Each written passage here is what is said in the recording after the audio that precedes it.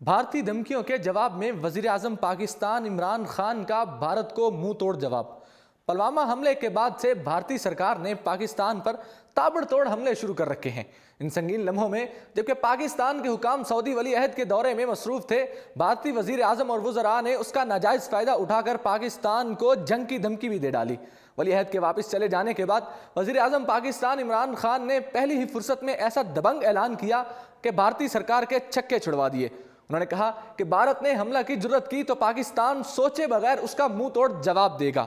आपको बताते चलें कि कश्मीर में भारतीय मजालम से तंग आकर एक नौजवान ने भारतीय फौज पर हमला किया और बुज़दिल भारतीय फौज अपनी ही हिफाजत भी ना कर सकी, जिस पर इंडियन मीडिया ने बुखलाकर बगैर सोचे समझे पाकिस्तान के खिलाफ हर्जा सराई शुरू कर दी और पाकिस्तान के खिलाफ बेबुनियाद प्रोपेगंडा शुरू कर दिया।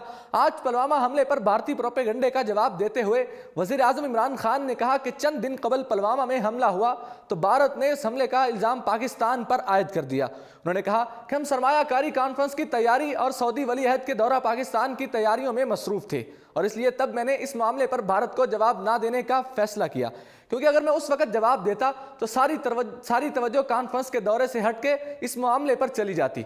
वज़ीर आज़म इमरान खान ने कहा कि सऊदी वली अहद पाकिस्तान का दौरा मुकम्मल करके वापस चले गए हैं और अब मैं इस मामले पर जवाब दे रहा हूं। उन्होंने कहा कि मैं ये जवाब भारतीय हुकूमत के लिए दे रहा हूं। पहले भारत ने पुलवामा हमले का इल्ज़ाम बगैर सबूत के पाकिस्तान पर आयद किया।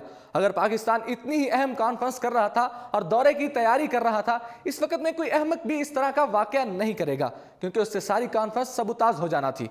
और तो और भला उससे पाकिस्तान को क्या फ़ायदा होना था। इस वक्त जब पाकिस्तान इस्तेहकाम की तरफ जा रहा है, हमने 15 साल दहशतगर्दी के खिलाफ जंग की जिसमें 70,000 पाकिस्तानी मारे गए। इस तरह की कार्रवाइयों से हमें क्या फ़ायदा होना था।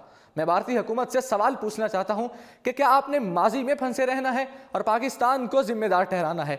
आपको चाहिए कि जिस तरह अफगानिस्तान में बातचीत के जरिए मसाइल हल किए जा रहे हैं, इस तरह आप भी इस मामले की तरफ कोई डायलॉग शुरू करें।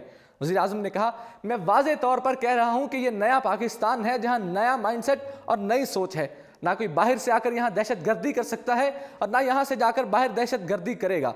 मैं भारतीय हुकूमत को ये पेशकश कर रहा हूँ, अगर आप पुलवामा हमले में किसी किस्म की तहकीकात करवाना चाहते हैं या किसी पाकिस्तानी के मुलव्वस होने की तहकीकात करवाना चाहते हैं तो हम उसके लिए भी तैयार हैं। अगर आपके पास इंटेलिजेंस की बुनियाद पर कोई मालूमात हैं तो हमसे शेयर करें, हम उस पर एक्शन लेंगे, क्योंकि अगर इसमें कोई पाकिस्तानी मुलव्वस है तो वो भी पाकिस्तान से दुश्मनी कर रहा है। अगर कोई पाकिस्तान की सरजमीन इस्तेमाल कर रहा है तो वो भी पाकिस्तान से दुश्मनी कर रहा है।